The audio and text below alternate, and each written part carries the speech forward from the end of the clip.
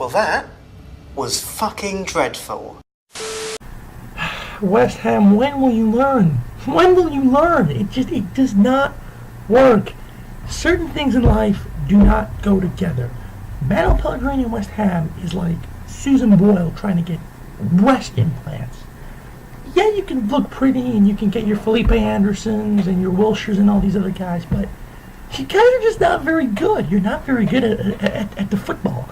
And you're more so not very good when you let Callum Wilson, who, yes, is a darling of mine, destroy you like this. A couple of years ago, and I'm revving up for the never and switching up gears, got a couple of years to go. Here we go, as soon as you hear that go, Liverpool to Portsmouth, yeah, that chorus, got the crowd screaming.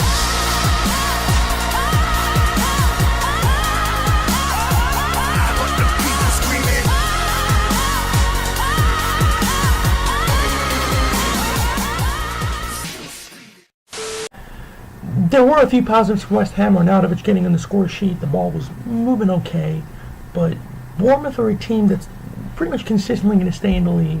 And the English boys did the business. Steve Cook was only owned by 1.5%, yet I saw like 5 of him in the league. But Callum Wilson did the business, and he's a really good player. He's had injuries, but Eddie Howe trusts him, and he's really given him a chance. And he's proven it. He's been scoring goals. If you've had him before, you know that he scores goals. It's just that he can't stay fit. But he especially loves against West Ham because he scored 5 against them, more against any opponent. And as for the FPL situation, well, it was really not much of a contest. I mean, it was 2 really bad teams going up against each other, and Bournemouth didn't exactly help themselves. They looked like Donald Duck drugged out of his mind. Here is why that happens to be the case. Now, Bournemouth did have a couple of good scores. Sumoich got 90 points. There were some 80s, a few 70s, but really Praveen and Sidharth with scores of 58 and 54. And just some weird decisions. Guys like Hoyland and Doherty, and just a couple of bizarre picks. From West Ham's perspective, they didn't do themselves too bad, even though they literally won with like 5 players. I mean, they had Prachi with a 24. I don't think I've ever seen that kind of a score.